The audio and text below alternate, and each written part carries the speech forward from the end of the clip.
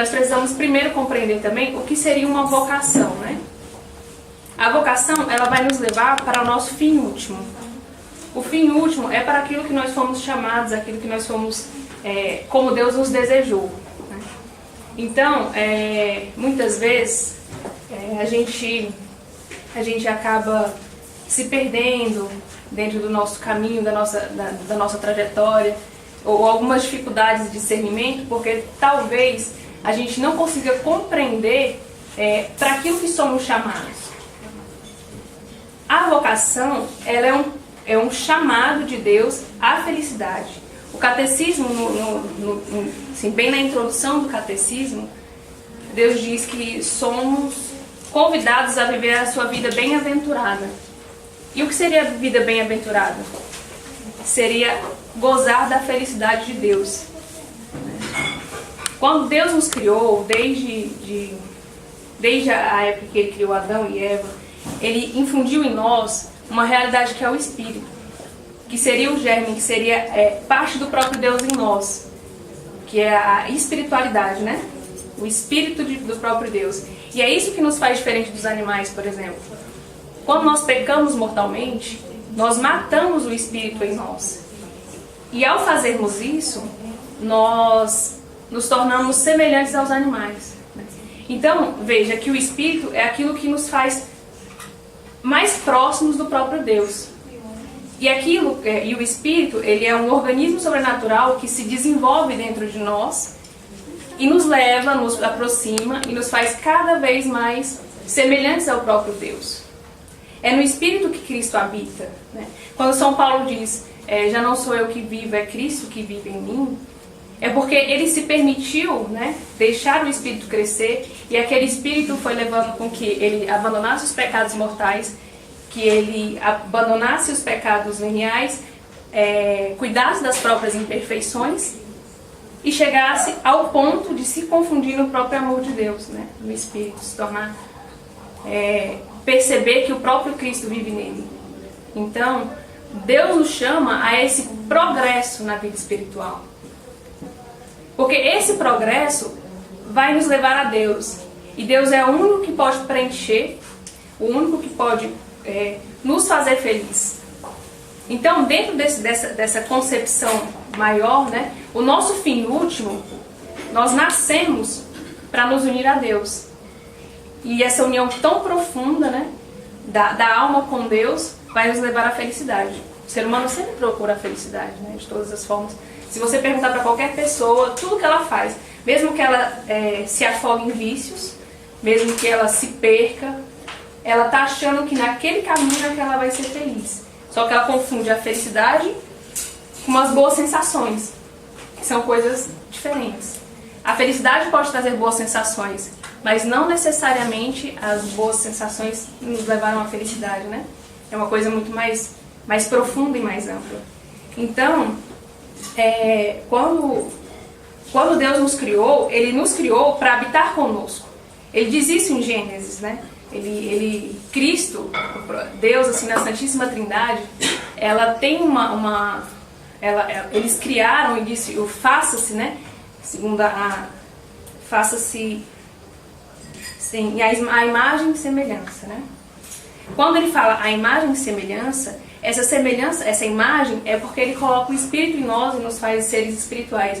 Mas a semelhança é que ele nos chama para amar como a Santíssima Trindade ama. A Santíssima Trindade, Deus Pai e Deus Filho se amaram de uma forma tão profunda e a geração do Espírito Santo, e aquele amor é tão profundo, que foi capaz de gerar vida. E a vida somos nós, né? Que é gerado da obra da Santíssima Trindade. Tudo que Deus fez foi para comportar a nossa existência. Tudo. Então, é um grau de amor muito, muito elevado. E Ele fez isso por um propósito. E o propósito é, novamente, o que eu já tinha falado. Que nós nos unamos ao próprio Deus. E sejamos felizes com Deus. Então, o fim último, o nosso fim último, é alcançar a Deus. É essa união profunda. Entenda, por exemplo, como fim último. Vamos pegar um exemplo. Eu tenho uma cadeira. Essa cadeira ela foi pensada, foi projetada, foi desenhada. Tudo foi feito nesta cadeira para ela alcançar um fim. E ela se planifica quando encontra esse fim.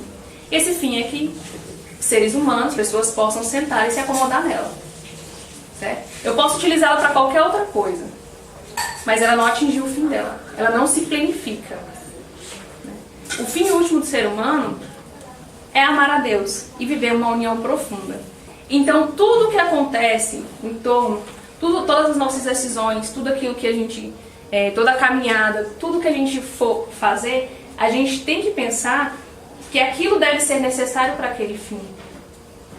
Porque tudo aquilo que sai disso é perca de tempo. Né? Por exemplo, uma pessoa que vai estudar por uma prova de concurso, ela jamais vai perder tempo estudando uma matéria que ela sabe que não vai cair no concurso, considerando que ela tem uma meta. É a mesma coisa, né? Só que, claro, de um grau bem mais elevado. Se você sabe que o seu caminho, o desejo e aquilo que vai te fazer feliz é encontrar, se unir ao próprio Deus, tudo aquilo que está de forma externa, eles têm que ser utilizados como instrumentos para chegar a esse fim. Tudo aquilo que sai desse sentido é trivialidade, né? Então, quando você traça esse caminho tem um nome. Esse fim último tem um nome, que é a santidade. Somos chamados à santidade.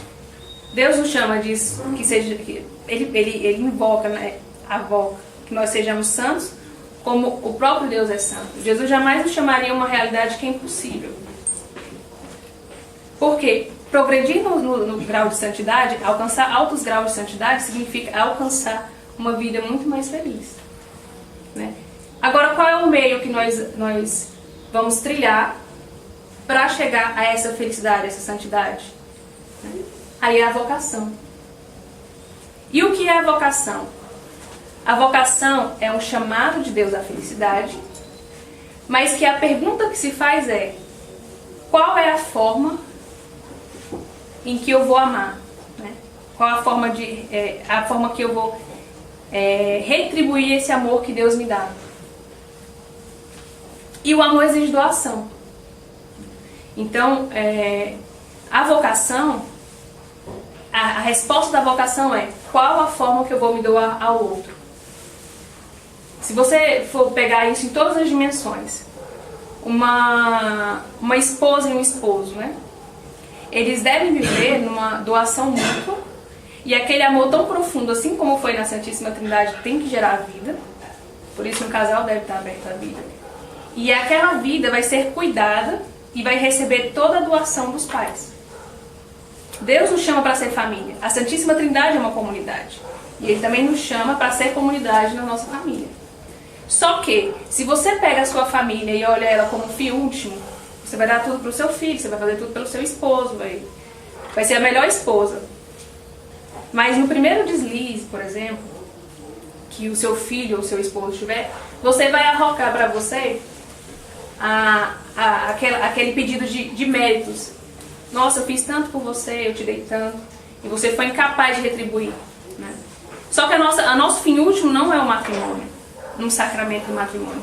O fim último é a salvação das almas. Né? O seu esposo é um companheiro que Deus te deu para chegar ao céu. Os seus filhos foram presentes que Deus te deu para que você pudesse educar e ajudar a povoar o céu. Quando você coloca nessa relação o próprio Deus, a Santíssima Trindade, você recebe e entrega e faz tudo, entregando todos os méritos para o próprio Deus. E Ele olha por cada mérito, Ele olha por cada boa vontade que você fez, por amor a Ele, né? Da mesma forma, é uma relação religiosa. Uma pessoa que vai entrar numa vocação religiosa, ela consegue, ela tem uma relação com a igreja, claro, com o próprio Deus, e essa relação vai gerar frutos, que são os frutos dos filhos espirituais, que é uma realidade também. Que mais à frente a gente vai tornar essa questão da espiritualidade, dos filhos espirituais, pela perspectiva da própria Virgem Maria. Mas é necessário que que uma pessoa, uma freira, um padre, ele consiga compreender que tudo aquilo que ele faz é mérito para entregar para o próprio Cristo. E que a união que ele busca é uma união com Cristo. Porque na primeira, por exemplo, na primeira dificuldade pastoral, ou então na primeira vez que o bispo ele transfere um padre para uma outra região, é um sofrimento absurdo, né? É uma dificuldade absurda, porque ele não consegue compreender ainda que tudo aquilo é obra da graça. Tudo tem que entregar a Deus, tudo que se vive, tudo é missão, né? A gente fala aqui muito na fraternidade, que tudo é missão. Você tem que entregar todos os méritos, tudo que você faz, entrega a Deus, e Deus cuida, a Virgem Maria cuida. Que é o mesmo propósito do tratado da verdadeira devoção, né? Todos aqueles que fizeram que leram o tratado, fizeram a consagração, já experimentam isso de entregar todos os méritos à Virgem Maria, e ela gere da forma como melhor escolher. Então, foi bem rápido assim, essa aula, essa formação que a gente deu na última vez, porque para entender o carisma e a espiritualidade, que seria uma proposta daquilo que a gente vive, né, como vocação aqui, é necessário que a gente compreenda primeiro quem nós somos e para onde nós vamos. E saber que a vocação é um caminho que deve necessariamente nos levar à santidade, né? E que seremos felizes pela doação. Então, é bom fazer uma diferença, por exemplo, de felicidade, por exemplo, amor. Às vezes a gente tem essa impressão de que as pessoas se amam só na felicidade, mas o amor é uma decisão. Você decide a qualquer preço. Certamente, quando Cristo morreu na cruz, não foi um momento foi um momento de dor. Mas ele decidiu livremente morrer na cruz e nos amar e nos salvar, né? Então, quando você decide, eu decido por essa vocação, eu decido caminhar na comunidade, eu quero beber esse carisma, você está fazendo um processo vocacional, é um caminho, conhecendo o carisma, verificando se esse carisma realmente está no seu coração, se você é chamado a isso, sempre nessa ótica de, esse chamado é uma chamada à doação. Chamada à doação. E essa doação é que vai te trazer a felicidade. Não é uma busca incessante por gozos e alegrias, por exemplo, dentro de uma comunidade, né? Então agora a gente entra na questão do carisma e da espiritualidade. Tem alguma dúvida? Não? Então, a fraternidade, a nossa fraternidade, ela está sedimentada sobre 3 pilares. É o carisma, a espiritualidade e o nosso apostolado. Nessa formação a gente vai tratar do carisma e da espiritualidade. Tem uma frase que ela resume bem o nosso carisma e que ela é bem forte no coração, tanto do fundador quanto dos vocacionados, né? Dos servos e tudo. A frase é uma frase do Salmo 42, que fala: um abismo atrai outro abismo. Normalmente quando você vê um abismo, você sempre vê aquela infinidade mais outro abismo e sempre aquela perpetuidade de abismos, né? Então, o que essa frase quer nos dizer? A nossa humanidade decaída, ela é um abismo tão grande, é tão profundo, né? Desde Adão e Eva, o pecado é uma coisa tão horrenda e que leva a humanidade para uma decadência tão grande que era preciso que um abismo ainda maior viesse em socorro dessa humanidade. E esse abismo é a própria divindade do nosso Senhor.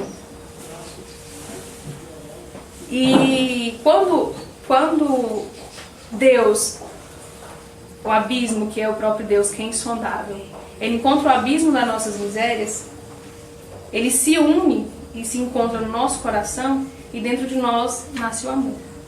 Aquilo se perfaz no amor. Então, se você pensar, se você meditar nessa verdade, nessa realidade, e pensar, por exemplo, que apesar de tudo, de toda a tua história, se você voltar em toda a tua história, apesar de tudo que você fez, apesar de todas as dificuldades, apesar de todos os pecados, Deus ainda te chama a um regresso diário. Deus te dá a graça atual e pede aquele teu regresso, e espera o teu regresso, e vai tentar até um momento de uma morte, né?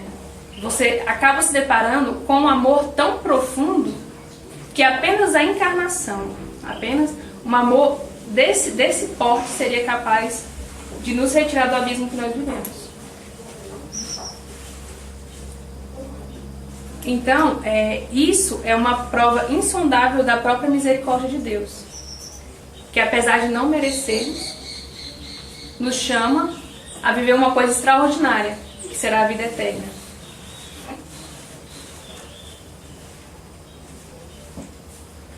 Assim, e às vezes o nosso amor que ainda está sendo purificado, nosso amor que ainda é muito servil, e a forma como nós somos ensinados também, nos leva a pensar que Deus é justo, e de fato Ele é. Deus é muito justo e dá a nós a medida que é necessário. Só que essa justiça, ela é abrandada pela misericórdia de Deus. Porque se Deus fosse dar a quantia exata daquilo que nós merecemos, todos estaríamos fadados ao inferno. Mas essa justiça, ela é abrandada pela misericórdia de Deus.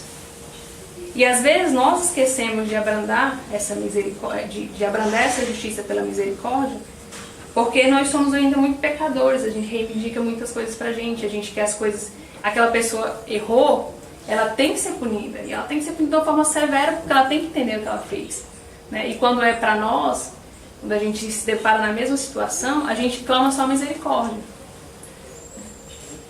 Então, bem da verdade é que Deus não nos dá a medida exata que nós merecemos. Eu falo com relação à contraprestação do pecado, né? Nós pecamos e aí Deus vem e não nos dá aquilo que merecemos pelo pecado, porque nós mereceríamos o inferno. Diante da grandíssima bondade de Deus, diante de tudo que Deus fez por nós, nós merecíamos o inferno. Então, a gente tem que compreender essa realidade, inclusive a realidade do próprio sofrimento, né? E o sofrimento, até mesmo o sofrimento, é uma pura prova do amor de Deus. Porque às vezes durante o sofrimento a gente acha que não merece, ou então acha que Deus está dando realmente aquilo que a gente merece, porque é a justiça dele e tudo. Mas Ele só dá aquilo para que nós nos voltemos para Ele e nos salvemos. Tudo aquilo que acontece, de bom e de ruim, de alegria e de tristeza, tudo nos é dado porque é necessário alguma purificação, porque é necessário para a nossa salvação. E diferente de nós, tudo o que Deus faz é para nos levar a alcançar o fim último. E é nessa realidade que a justiça e a misericórdia caminham, né? O significado da misericórdia é que sem a misericórdia de Deus, nós jamais poderíamos viver. Jamais. Porque conhecendo quem nós somos, a miséria que nós somos, né, o abismo de miséria que nós somos, como eu já havia falado, é a misericórdia de Deus que vem ao nosso encontro e nos retira dessa miséria e nos eleva aquilo que Deus sonhou para nós. E nós, ao experimentarmos essa misericórdia, nós devemos dar ao outro também essa misericórdia. Levá-los a conhecer a misericórdia que Deus nos apresentou, mas também entregar de nós essa misericórdia que nós experimentamos. Foi assim, por exemplo, não foi assim, mas é o que a parábola que fala do servo que devia ao patrão e que o patrão perdoou. E que mais à frente ele encontrou outro que também o devia, mas que mandou aprisionar. É nesse mesmo sentido. A reprimenda que Deus faz naquela parábola é que nós não soubemos dar a misericórdia, sendo que já havíamos recebido a misericórdia antes. Então, esse mistério dentro da nossa comunidade, esse desejo, é transformar as nossas misérias em misericórdia. Então, o que nós temos para entregar hoje para Deus? O que eu tenho para entregar para Deus hoje? É miséria. Porque é o que eu sou, miséria. Erros, pecados, dificuldades, defeitos. E essa misericórdia, essa miséria, quando você a entrega para Cristo, ela atrai a misericórdia de Deus. Porque Deus olha com amor para nós. E Ele, com muita misericórdia, nos retira da miséria que nós somos. Então, a miséria se torna a obra-prima do trabalho da misericórdia. Tem uma frase que é muito utilizada e que retrata bem Santa Maria Madalena, né? Que foi aquela que mais amou, porque muito se perdoou. Quanto mais se perdoou, mais se amou, né? Então, esse carisma nos chama a perceber que apesar das misérias do outro, apesar de ser o pior dos pecadores, o mais difícil de todos os pecadores, o mais miserável de todos, a ele Deus chama e Deus dá a misericórdia. Pela humanidade que ele tem. Porque ele é tão filho de Deus quanto nós somos. E da mesma forma que Deus olhou para nós e viu o que ele tinha feito, apesar de toda a nebulosidade que há das nossas misérias, Deus olhou para nós e se lembrou do desejo dele de criação. E por isso, aquilo atrai a misericórdia. Da mesma forma, nós temos que olhar para o nosso irmão e ter a esperança, né, de que essa misericórdia também virá ao encontro dele. Esse foi o motivo da encarnação. Deus, ele se encarnou para que nós não vivêssemos mais a miséria do pecado. Uma vez que nós fomos expulsos do paraíso, e aqui eu faço um recorte, quando Deus expulsou Adão e Eva do paraíso, o pior dos castigos não foi Eva sentir as dores do parto, não estar no local físico do paraíso, foi estar expulso da presença de Deus. Porque Deus caminhava com o homem no paraíso. E quando se fala caminhar, não é simplesmente, não sei como era, mas eu não penso que é simplesmente no sentido de andar um do lado do outro. É no sentido de viver, de conviver, de conhecer, de estar com o homem. O homem era imaculado. Eva era imaculada. E aí, Deus tinha essa liberdade de andar com o homem. Quando ele foi expulso do paraíso, com ele foi a ausência do próprio Deus. E a pior coisa que pode acontecer na vida de um ser humano é viver a ausência de Deus. Então, era necessário a morte de Cristo na encarnação. Por quê? Porque era necessária a encarnação para vir a morte de Cristo e a ressurreição. Porque na encarnação, Deus se personifica como misericórdia, morre por nós, para que nós que andávamos depois da queda do pecado original, passássemos a sair dessa vida de miséria, ser escravos do demônio, sermos batizados, receber o Espírito e começarmos a viver a vida de graça, que é o estado de graça, né? O abandono do pecado mortal. Então, essa é a causa da encarnação, a salvação de todos nós.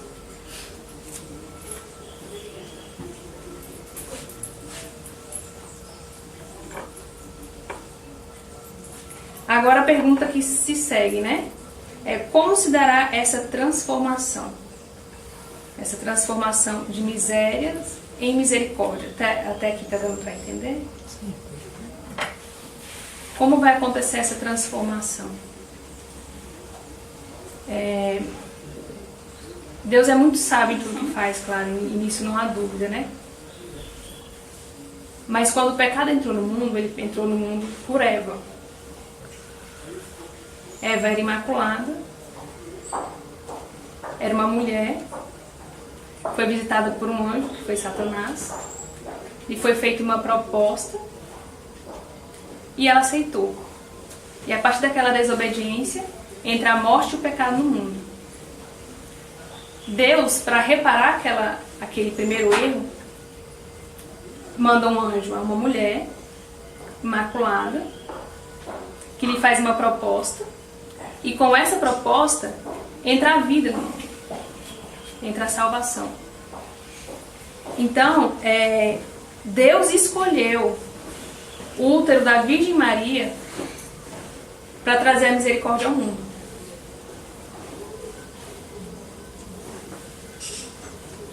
Se o caminho que Deus escolheu para trazer a misericórdia é o útero da Virgem Maria, então esse também é o caminho, logicamente, o útero da Virgem Maria para transformar as nossas misérias.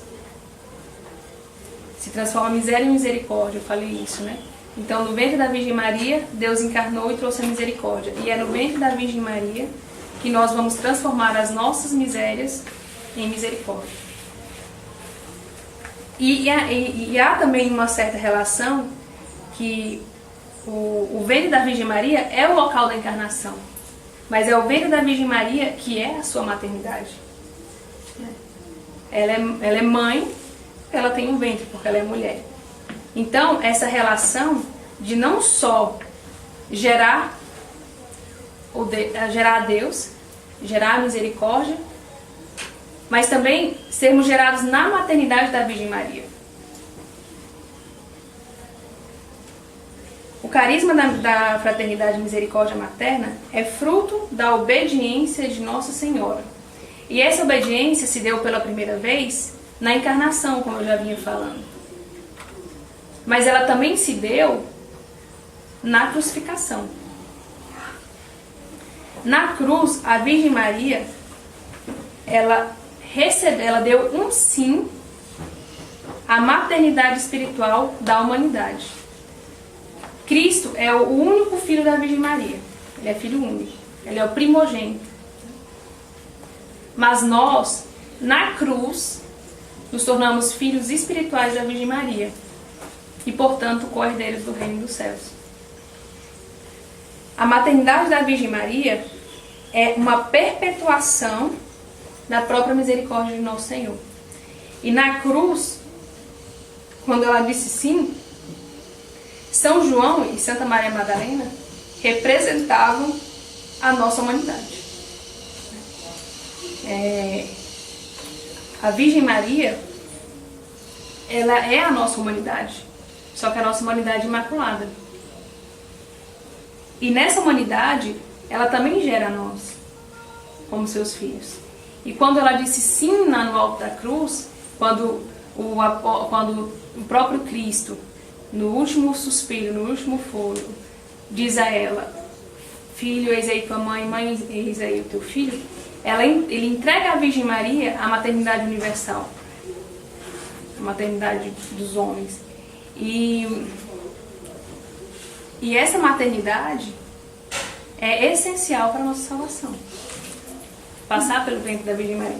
E aí eu aproveito, que eu até partilhava com a Nayara quando a gente vinha, falando da crucificação. Esse livro é um livro da Ana Catarina Emmerich, Vida e Paixão do Cordeiro de Deus. É um livro muito bom, né? Ela teve algumas visões, e dentro dessas visões ela relatou como foi a passagem de Cristo, né, até a sua morte, como foi a ressurreição e tudo que aconteceu com bastante detalhes, né? Então eu vou ler o trecho que fala dessa parte da crucificação para tentar ilustrar para vocês o que foi naquele momento e o que significou aquele sim da Virgem Maria nos pés da cruz, né?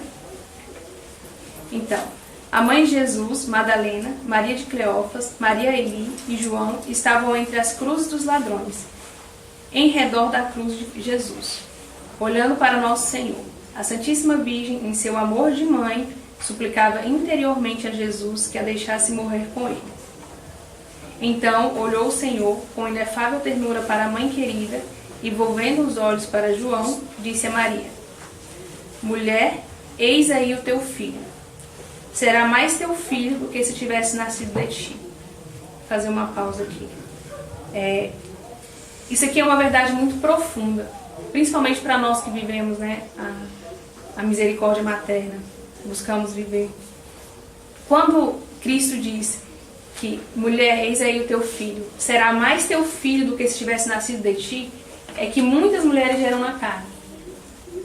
Aliás, toda mulher que é fértil gera na carne. Mas nem toda mulher gera na graça. Nem toda mulher gera espiritualmente seu filho. É a obrigação de uma mãe gerar seu filho, assim como ela nutre o filho, assim como ela cuida do filho, assim como ela zela pelo bem do filho. É a obrigação de uma mãe gerar o seu filho espiritualmente. Se ela não faz, ela pode ter feito o homem mais honesto, o homem mais correto, o melhor cidadão. Mas no fim ela não fez nada. Porque ela não deu a ele o próprio Deus. E dentro dessa realidade, aqui nós temos as mães espirituais, por exemplo. As mães espirituais, elas nos geram e geram seus filhos espiritualmente. E isso é uma ligação tão profunda que nem mesmo se gerado na carne fosse, seria tão profundo como é quando se gera no espírito. Então, a Virgem Maria gerou o próprio Cristo na carne e, evidente, ela gerou ele no espírito. Mas a nós, ela também gera no espírito. Isso é uma relação tão profunda, que o que ele diz aqui, ainda que tivéssemos sido gerados na carne pela Virgem, no caso dela é um pouco mais espetacular, porque se tivesse sido, né, como foi o próprio Cristo, ele teria crescido na graça. Mas é tão profundo, e aliás, tão mais profundo que se tivesse sido gerado na carne. Entendeu? Entendeu, né? Aí aqui já fala até da realidade da maternidade espiritual da Virgem Maria. Ele elogiou ainda João, dizendo: ele teve sempre uma fé sincera e nunca se escandalizou, a não ser quando a mãe quis que fosse elevado acima dos outros. A João, porém, disse: eis aí a tua mãe. João abraçou com muito respeito, como um filho piedoso, a mãe de Jesus, que se tinha tornado também sua mãe sobre a cruz do Redentor moribundo. A Santíssima Virgem ficou tão abalada de dor após essas solenes disposições do filho moribundo, que caindo nos braços das santas mulheres, perdeu os sentidos exteriores. Levaram-na para o aterro em frente à cruz, onde a sentaram por algum tempo e quando a conduziram para fora do círculo, para junto de outras amigas. Não sei se Jesus pronunciou alto todas essas palavras. Percebi-as interiormente, quando, antes de morrer, entregou Maria Santíssima, como mãe, aos apóstolos queridos, e este, como filho, à sua mãe. Em tais contemplações se percebem muitas coisas que não foram escritas. É pouco apenas o que pode exprimir a língua humana. O que lá é tão claro que se julga compreender por si mesmo, não se sabe explicar com palavras. Assim, não é de admirar que Jesus, dirigindo-se à Santíssima Virgem, não dissesse mãe, mas mulher, pois que ela ali estava na sua dignidade de mulher, que devia esmagar a cabeça da serpente. Naquela hora em que aquela promessa se realizasse pelo sacrifício do Filho do Homem, seu próprio Filho, não era de admirar lá que Jesus desse João por filho àquela a quem o anjo saudava. Ave Maria, cheia de graça. Porque o nome de João significa graça, pois todos são os que os respectivos nomes significam. E João tornou-se filho de Deus e Jesus Cristo vivia nele. Percebia-se que Jesus, naquele momento, dava com aquelas palavras uma mãe, Maria, a todos que, como João, o recebem e, crendo nele, se tornam filhos de Deus, que não foram nascidos do sangue, nem da vontade da carne, nem da vontade do homem, mas do próprio Deus. Sentia-se que a mais pura e mais humilde e mais obediente de todas as mulheres, que se tornara a mãe do Verbo feito carne, respondendo ao anjo: eis aqui a serva do Senhor, faça-se em mim segundo a vossa palavra. Agora, ouvindo o filho moribundo, que se devia tornar mãe espiritual de outros filhos, dizia obedientemente e humildemente as mesmas palavras no íntimo do coração lacerados das dores da separação. Eis aqui a serva do Senhor, faça-se em mim segundo a vossa palavra. Aceitando assim por filhos todos os filhos de Deus, todos os irmãos de Jesus. Tudo isso parece lá tão simples e necessário, mas aqui é tão diferente, que é mais fácil senti-lo pela graça de Deus do que exprimir em palavras. Então, eu achei bem ilustrativo, né? Demonstrando que no Calvário, a Virgem Maria sentiu as dores do parto, né? Digamos assim, de forma figurada, da nossa geração. E isso é muito profundo, porque ela teve que dar um sim a imolação do próprio filho e receber aqueles filhos que foram a causa da morte do filho primogênito. É de uma profundidade, de um amor estupendo, sabe?